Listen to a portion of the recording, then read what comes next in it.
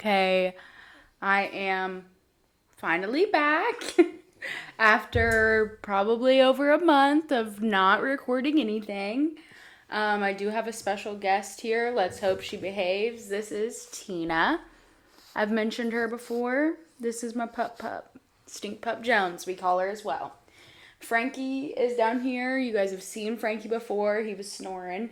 He's pretty upset because Tina took the spot on my lap, but what can you do? Anyways, hi. Hey. Yeah.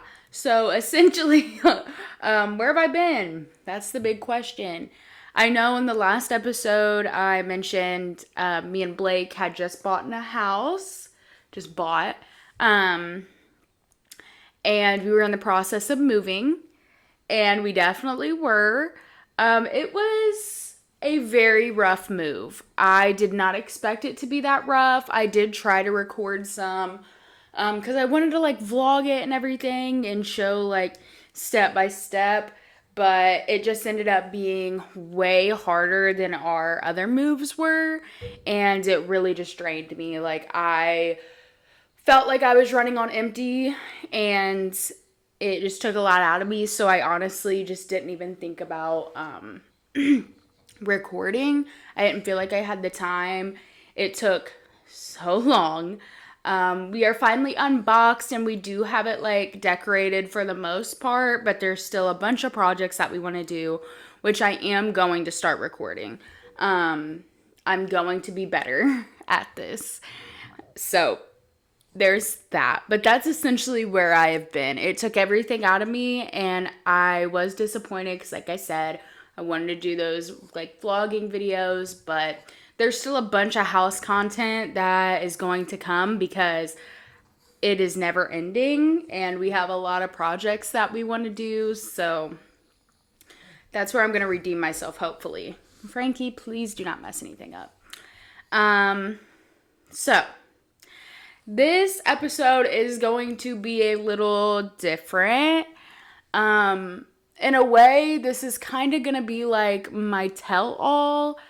Of course, I never want to share anything like super, super personal, like out of respect for, my family and friends and myself. But I do think that it's okay for me to talk about certain things and kind of just be open about it. So that's kind of what I want to do this episode. So it is going to be a little heavier than the other ones. I know there's always a touch of heavy in every episode I make, but this one is definitely going to be maybe a little bit of a trauma dump. But you know what? We're here for it, I guess. So I feel like when I moved, we're just going to get right into it because I have a lot to talk about. Because not only do I want to talk about this, I have Frankie. I'm so sorry if you hear that. I also have a lot of other things I want to talk about that is not trauma related. So we're just going to hop right into it. With this move, I feel like I kind of went through like some sort of awakening. Not really an awakening, but where I was just like, oh, I finally stopped disassociating for a minute because, like I've mentioned before, also, I'm so sorry I touch my hair so much. It's a nervous habit. Like, whenever I'm anxious, I always mess with my hair. So I'm sorry if that drives anyone nuts. It drives me nuts too. But, I kind of just woke up out of disassociating for over a year and a half and was like, oh, okay, here's where we are. I just feel like in order for me to like attempt to try to start healing and just accepting things for what they are, I guess you could say, I have to just admit like, oh, these things actually did affect me and these things did hurt me and they were traumatizing, and it's okay to talk about it and not just ignore it all the time because that's just kind of how everything has always went for me, and it doesn't work. That's why I'm in the place that I am now, is because I've just ignored things and kind of, like I said, disassociated. It was my way of dealing with it all. Plus, I think like with this move, it was kind of emotional for me because it's hard for me to move on in my life because my dad isn't here. I feel a lot of guilt about certain things, and for some reason in my mind, I'm like, okay, if nothing changes, then like I won't be leaving him behind or something, and I don't know. It's the grief, I guess. So there was a lot of that was going on, and I do think that I have kind of got, at least with the house thing, like the first few weeks were very rough for me because it just wasn't what I was used to, but now I feel like I'm at home. I love this house. It's so beautiful. It feels like me. It feels like a fresh start. It's very quiet here. We're in like a nice area, and it just allows me to kind of like, because I had a lot in our last house. While it was like comforting to me, it also was the house where I found out my dad passed, and I had a lot of traumatic things happen in that home, and I feel like me moving was kind of a step in trying to move past that. So I don't know. I guess that's just what I'm trying to do today. So I'm going to get into a little family lore here. This is for all the black sheeps of the family, because being the black sheep of the family is very hard, and it is very isolating, and especially when you add grief on top of that, when you lost someone very close to you, especially a parent. It is very hard. So I don't know, maybe this would just make others feel not so alone, or, you know, I know a lot of people have dysfunctional families and lives and have traumatic things happen all the time, and I do think that we try to normalize those things, but it's still just something that's hard to talk about and can feel very lonely. So let's get into it. So obviously my dad died. He was my main supporter. I've mentioned it before. He was just like the backbone and the stable one. Was he perfect? Absolutely not. He did a lot of things that weren't okay. But like at the end of the day, he was the provider. He was the one who always checked up on me, always asked me how I was doing. We were around each other constantly. We talked constantly. He was the closest person in my life. So yeah, losing him was a lot. My mom, so me and my mom's relationship is very complicated, and it is a very, very touchy subject. And something I struggle with every single day. And losing my dad has just made it harder. But our relationship is just, we were closer when I was younger, but, and like I said, I'm not going to go into too many details, but, you know, my mom just, she struggles with mental health issues and some physical health issues as well. So there's always been that. And my mom went through a lot of very traumatic things as well. But I think throughout my entire life, I've always felt like our roles were a little reversed, especially when I got older. I just kind of felt like her parent over her being mine. And that is a lot of responsibility. So as an adult, like, I felt like I couldn't rely on her. I didn't really feel like her daughter. And plus, she just made some bad decisions and hung out with bad people. multiple times throughout my life, which also caused a lot. Like, we've had a lot of drama and a lot of choices that she's made. And I'm not perfect either, but I know what it is at this point. But with my dad passing, that's why the blow just hit so hard, because it was like, this was just my rock parent. So I was like, oh shit. So after all that, I feel like my mom wanted me to feel comfort from her during this process. But like I said, since I always felt like her parent over mine, and just like all the things that have happened in the past, and like more recent past than later in my life as well. So it's still like very touchy subjects, very kind of still fresh things that have happened that just kind of got pushed to the side. Like, me and my mom's relationship was what it was and was very rocky, and then my dad passed, and it was kind of like, oh, we have to like be there for each other now. But I didn't feel that comfort from her, and I know she wanted me to, and it did make me feel bad, but I just did not feel that from her, and I still don't. I just don't feel those feelings, I guess. There's just been a lot of toxic things that have happened over the years, and a lot of things that I kind of am just now like really opening my eyes to realize, oh, like this affected me really bad. Like, something bad happened to me, something traumatic, multiple things honestly happened to me, and it affected me. Like, that's like the wake up call. And I know that's like, how did you not know that? But it's just, I don't know. You just don't, when you're living through it, you just deal how you deal. And sometimes you don't realize how bad things actually affect you until time passes, and I don't know. So that's kind of where I'm at. It's just very, very complicated with my mom.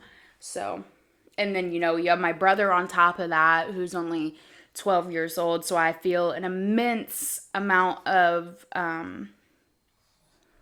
guilt, kind of, and like, Frankie, like, that I need to be there for him, and because I don't want him to go through the things that I went through, and through, he already lost his dad, and they were very close. He was the same person for Logan as he was me. So it's just really, really hard to sit there and watch that, and, always try to make sure he's good, but also struggling on my own. And if Logan wasn't a part of the picture, things would probably be very different with me and my mom, but he's a part of the picture, so it makes things even more complicated, because I just feel like I'm always going to have to be involved, if that makes sense. So there's that. One off crossed. So next, let's move on to the grandparents' lore. I have a very small family as of now. When I was younger, my family was more of a closer fit. Like, my mom's side, like, we had my grandparents and my uncles and my aunts, and we all had these holidays, and my great grandma, and then everyone just slowly started having drama and getting into it, and just cutting contact with people, and literally just never, like, going years without talking to them. And so eventually, like, probably by the time I was a teenager, most of my family had stopped talking and stopped having anything to do with each other.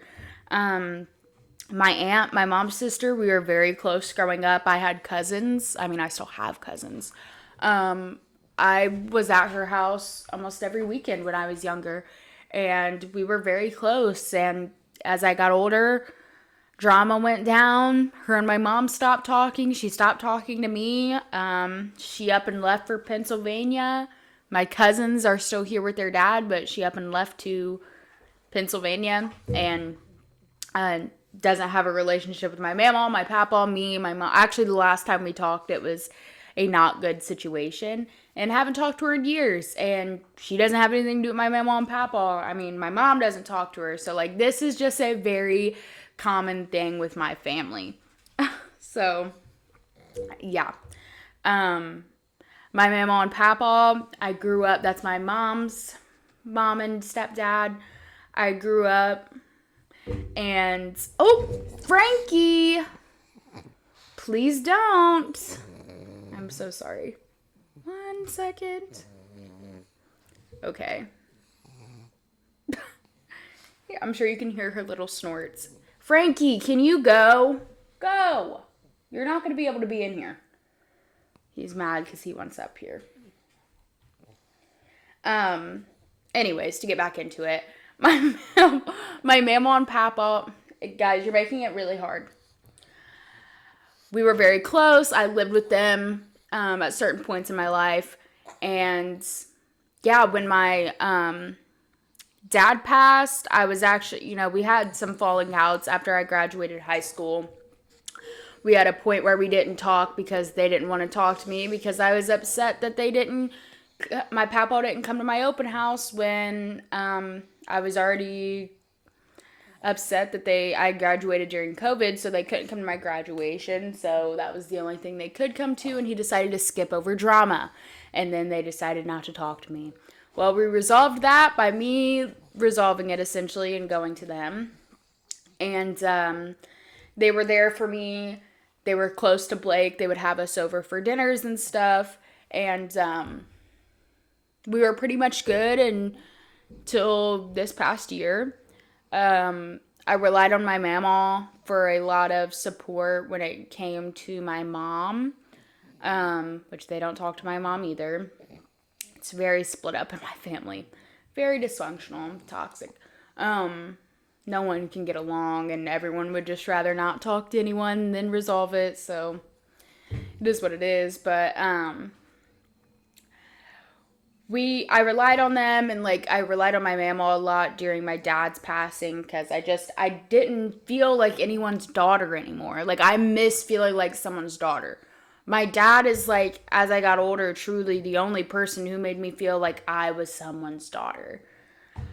My biological dad, he does to an extent, but we have our own stuff. You know what I mean? And I'm just very, very independent. He was the only one who I kind of let myself not be as independent with. And yeah. So anyway, long story short, my mama and papa did not come to my college graduation, which was about 6 months after my dad passed, because my dad passed my senior year of college, which was extremely hard for me. I barely passed. If I wouldn't have been a senior, I probably wouldn't have, because I was just in a really bad place. But my whatever their advisors, I can't even remember, I've been out of school. My advisors worked it out with me to where I could, graduate, and I did. And I'm proud of myself, but it was very hard. I did it for my dad, truly. So anyway, they just knew how much it meant to me. It was it was very hard for me to be up there without my dad. That entire ordeal, my open house, all of it was it was like the house situation where I was like, oh no, this is a major milestone and my dad's not here. It was very hard. And long story short, they didn't come to it.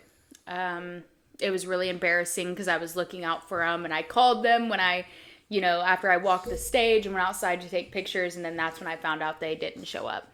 And after that, they essentially, They essentially stopped talking to me.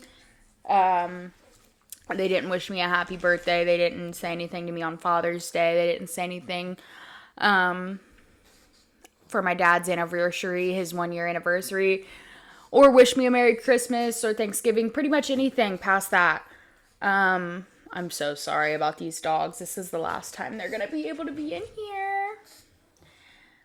Sorry about that. I now have Frankie behind me. They are driving me nuts. They're literally like toddlers. Jeez.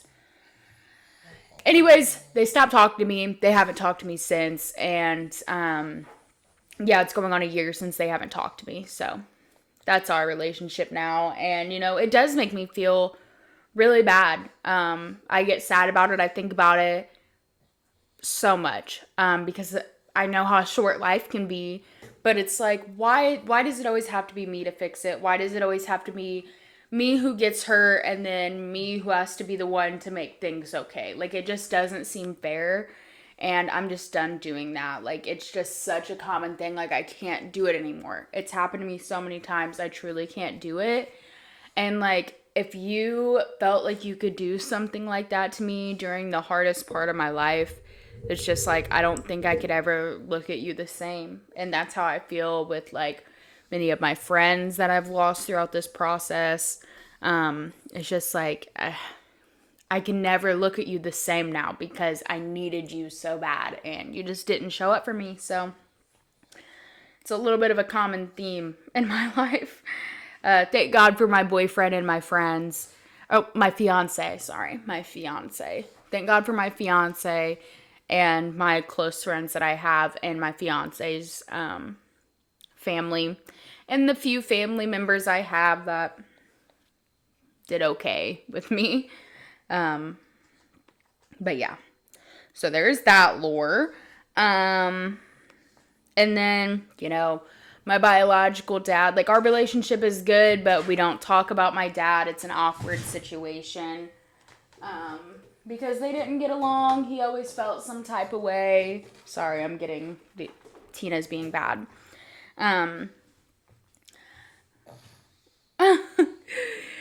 But it's just, it's awkward. And again, it's just, it's just hard for me to feel like I can let my guard down and stuff. Like, we have a decent relationship. I would say it's good. It's better than it's ever been in my life. But it's still just complicated. So there's that. And then, lastly, this isn't lastly, but this is the last one I'll really go into. My dad's, the one who passed, my stepdad's mom. We had a very complicated relationship growing up. She was not the nicest. She could be very mean and very rude to people. But she always treated my dad really nice, and her and my mom never got along. And we would argue a lot because I felt like she did very terrible things to my mom. And my mom wasn't perfect either. Like, trust me, I know. But it was just like, how could you sit there and do that? So, you know, our relationship was, again, already super rocky before my dad passed. And then my dad passed, and it was another situation where it was like, I guess we have to be there for each other. But that's not how it went down on my end. She made my dad's passing, that was already a very traumatic and out of nowhere thing, 100 times worse for me. We have very minimal contact. It's something that, again, I feel bad about, but it just got to a point where it was like, I have no other choice but to like have very minimum contact with you. And honestly, I should probably do no contact, but I just don't have the heart to do it for some reason. But essentially, because of her, I planned my dad's entire funeral. I did his obituary. I was the one who had to be the adult in this situation. She wouldn't let my mom around because her and my dad were not together. And they did have a toxic relationship at the end. A lot of it was on my mom's end, though, but my dad was not perfect. He did do some things that were very wrong. But I feel like in the time after they weren't together, he was still providing for her and Logan and making sure everything was good. And from that point, I feel like he was trying to do the best to resolve everything and move on and co-parent in a good, healthy way, and it just wasn't happening. So like, I get it, but also I needed somebody for me. It was the most isolating thing I remember just sitting in the room and just being like, why is it me right now? Like, why is it me doing this? I had to talk to the funeral directors. I had to essentially, I took care of my dad's ashes. That was extremely, like, I don't know how I did it. I feel like I blacked out. Um, She's just did some very, very disgusting, despicable things to me that honestly I feel like I can't even say on here because they are just so bad. Um, but that's just how it played out, and I think she does try to feel bad and make things better, but I feel like what happened in the extreme that they did, it just truly like I can't. It really messed with me. It messed me up really bad. Like even the thought of her, or when I get a text on my phone, or like seeing her, and this is kind of how it is with my mom too. It's just it gives me physical anxiety. It just puts me in a bad mood instantly. It's kind of like I start having an episode almost instantly. So that's amazing. Um and then yeah, I have other aunts, and she's in and out of jail and just drugs and all that. So she's actually in jail right now, so I don't have that either. I really don't have a lot of family. And it's hard. Like it's so easy to be like, oh, whatever, I cut them off, like they're toxic, whatever. I don't need them. But then like when you really sit down and you just like reflect on everything, it's just like, damn, man, like I do want that though, and it's just not possible with the cards that I have been given in this life. Um with my, but I'm very big on, you make your own family. And I do believe that, and I will do that. And I've done that even now with my friends and my fiance and his family. And, I do the best I can with the family I still have in my life. But it's just not normal or necessarily healthy in any way. So, yeah, that's pretty much it on that part. That was a lot. That was a big trauma dump, and that's just like the tip of the iceberg. But I just felt like I have to accept it for what it is, like what these people have done to me and what our relationships have turned out to be. And in order for me to try to heal in any way, and I crave so deeply this like soft life, and that's all I want, and that's all I want for when I have kids. That's all I want for me now. I just want a soft, safe life. And at this point it's just like I have to have that, or like if I feel like this forever, that's very daunting to me because I cannot imagine feeling the way I feel forever. I don't want to, and I can't. So it's like I have no other choice but to try to accept things for what they are, break the generational curses, and move on. And it's very hard, but I guess this is my process of trying to do that.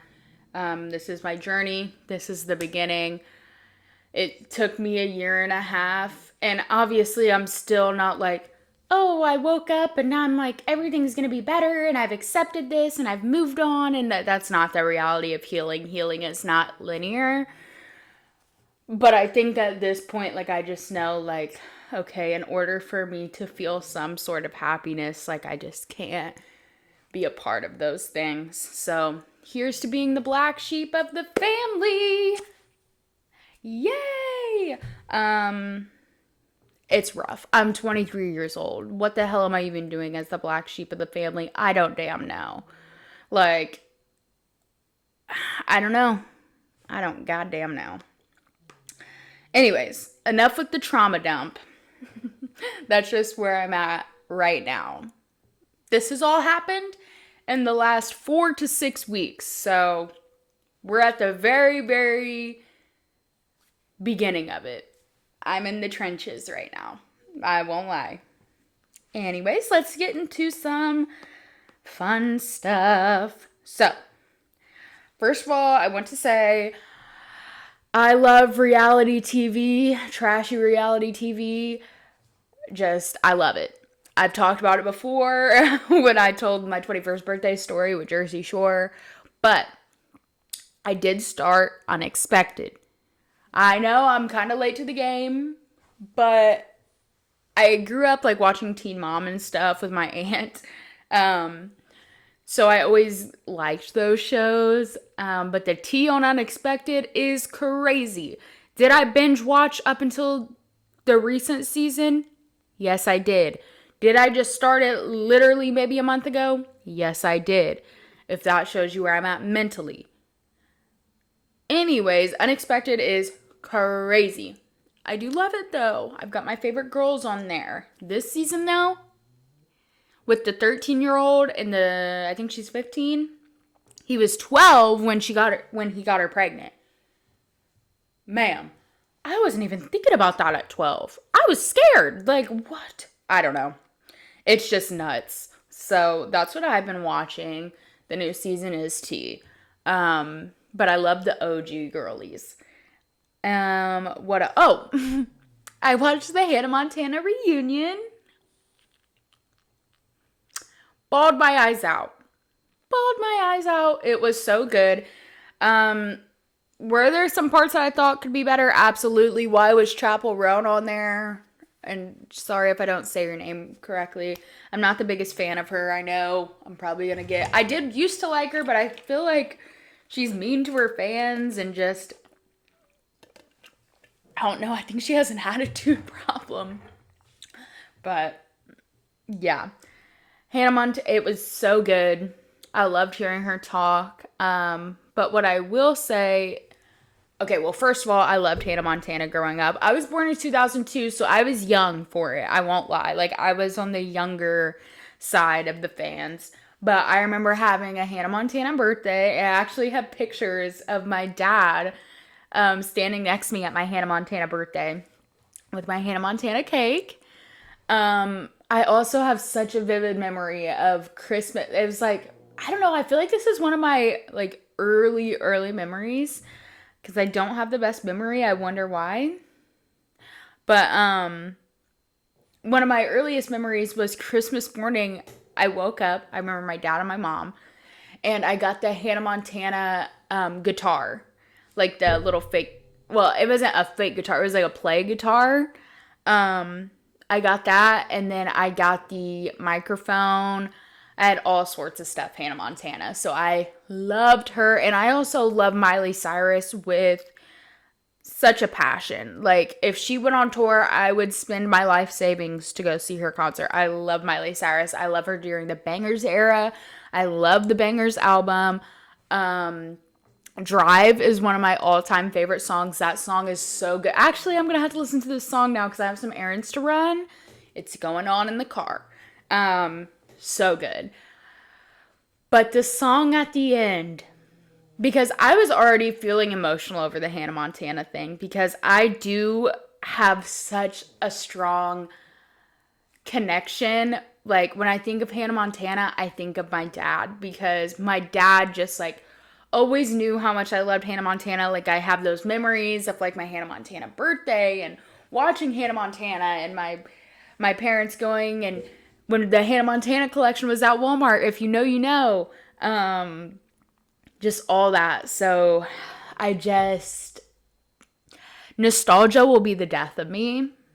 Nostalgia makes me sick to my stomach. So, yeah, the nostalgia, it was hitting.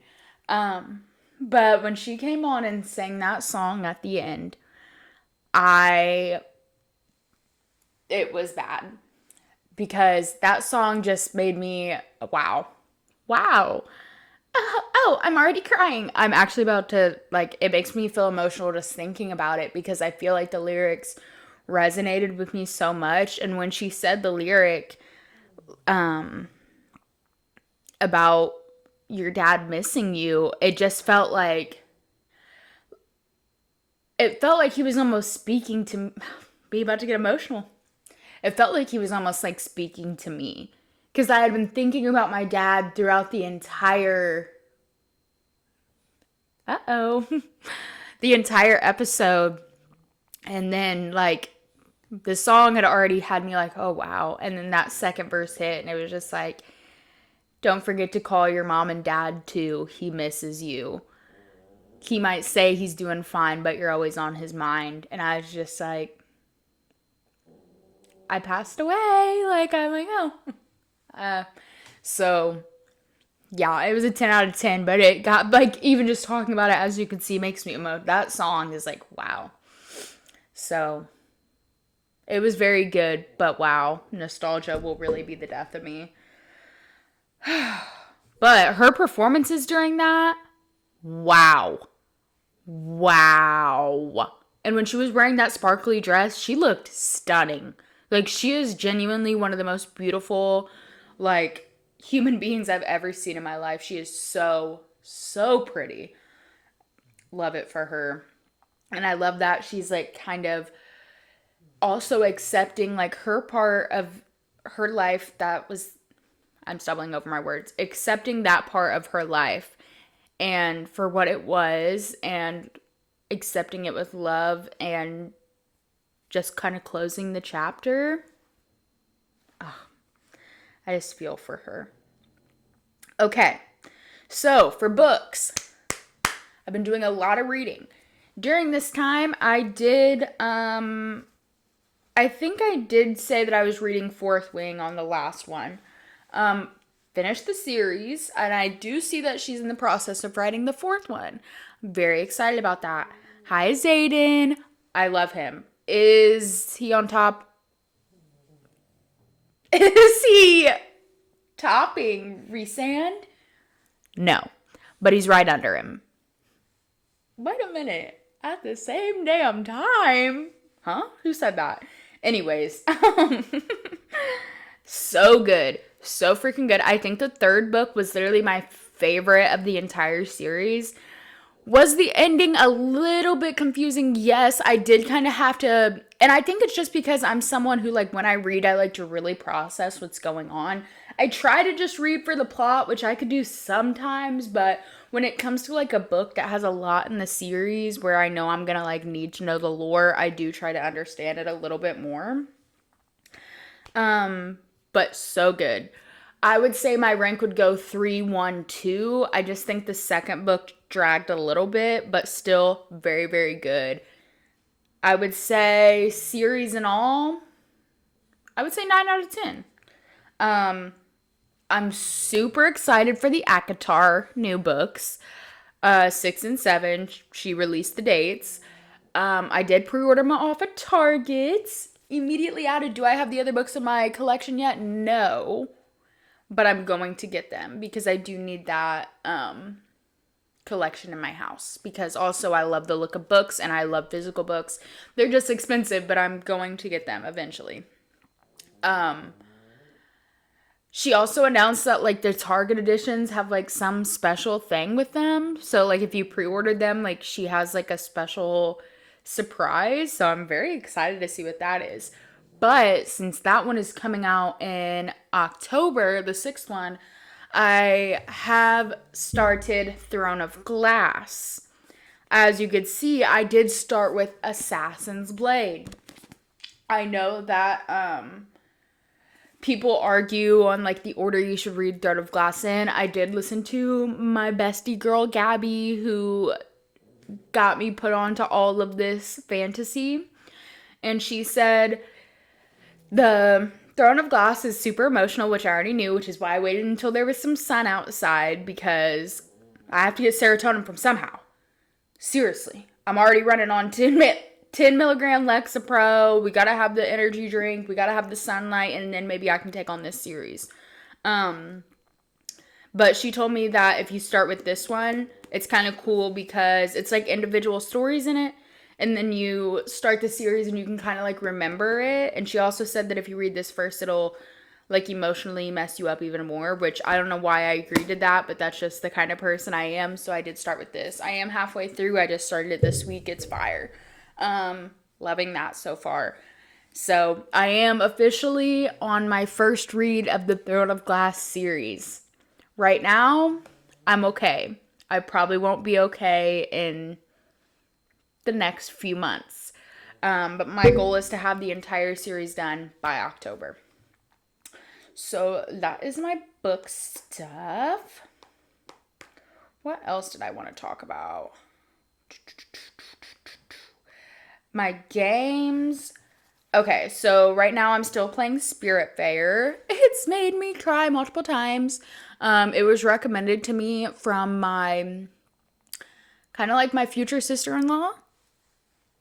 Um, and she also lost her dad in the same way that I lost my dad. So she has been a big help with, like, through it with me and a big support. And she recommended this game, but she said, don't play this game until you are emotionally okay to take it on, because it's, like the name says, it's Spiritfarer. So you're essentially like helping spirits get to the other side, and you like have them on your boat, and it's really good. It's a very beautiful game. It's also like kind of funny too in some ways. But she said there's a character on there that I feel like you're going to resonate a lot with your dad. And she was absolutely right. I was tore up. I was crying. And I did have to take a little break from it, but it was beautiful. It was really so good. I'm about halfway through it now. I'm loving it so far. It's super fun. Yeah. And then Blake bought me the Sponge, because I love the SpongeBob games. I just think they're really fun. I love a platformer game. And he got me the new, I think it's called like Titans something. It's the newer SpongeBob game, the newest one. I just started that last night and it's pretty fun. So I'm all locked and loaded with my games. So that's going to be my plans for the next, not tonight, but the next 2 nights. It's game time. And then tonight, I do kind of have something fun going on. So, I'm going to have one of my friends over. She's one of my best friends. And we are going to have a little girls' night. I'm going to make some spinach dip and some cookies. She's going to bring some sliders, just like some little appetizers. We're going to do a little drinking. We're going to do a little painting. It's going to be fun. We wanted to have a fire, but it's been raining the past week pretty much.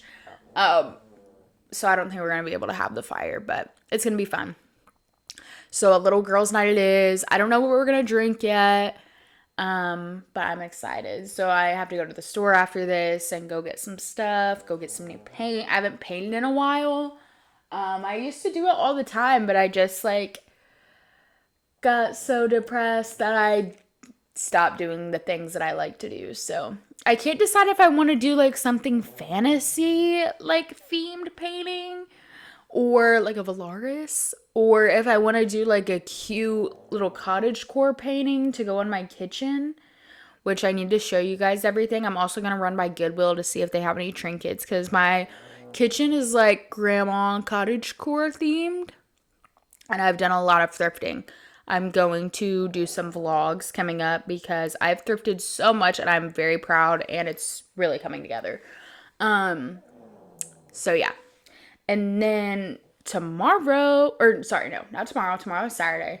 Sunday is Easter. And while I am not religious, when I was growing up, before my family all crumbled, we did used to have like dinners. We would have like an Easter dinner, and obviously when we were younger, me and my cousins would have like Easter egg hunts and stuff. Obviously we don't do that anymore, but when my dad was still here, he would make a ham, and it was we would just do like a small thing, like with essentially just us and then like my grandma. Obviously we don't do that anymore. I wonder why. And then Blake's family doesn't do anything for Easter. It's like the one holiday they really don't get together for, which is surprising. But I decided that I want to do like a cute little Easter dinner for me and Blake. So I got a little ham, and I'm going to make corn casserole. I don't know if you guys know about corn casserole. I don't know if it's like I know it's a Southern and Midwest thing, but I don't know if it's like everywhere. Some people call it corn souffle. It's corn casserole in this house, but I'm gonna make some corn casserole, some honey glazed ham with pineapples. I got some Texas Roadhouse rolls. I'm hoping those are good. We've never had them. And then I think I'm going to do some deviled eggs and maybe like a sweet treat or something. But I've never cooked a ham before. I want to say I'm pretty good at cooking. I mean, I've been cooking forever now. But I'm hoping the ham turns out. I'll give you guys an update on that. But I think it's going to be cute to just have our own little mini Easter dinner. Give the pups some ham. Oh, you can't even see Frankie. He's asleep. And I think Tina went in the living room and went to sleep. But yeah, I think that's going to do it for this episode. I feel a little better getting all that out. But yeah, if you are a black sheep of the family, don't feel bad. You are not alone in breaking those generational curses. It's really hard. I don't know how to do it really. I'm going into it blind and trying to figure it out, but we got to stick together. But yeah, I guess I'm going to get this day started. Go to Walmart's Wally World. But yeah, I will hopefully be back next week with another video. But yeah, thank you guys. This has been the Half Alive, Half Online podcast.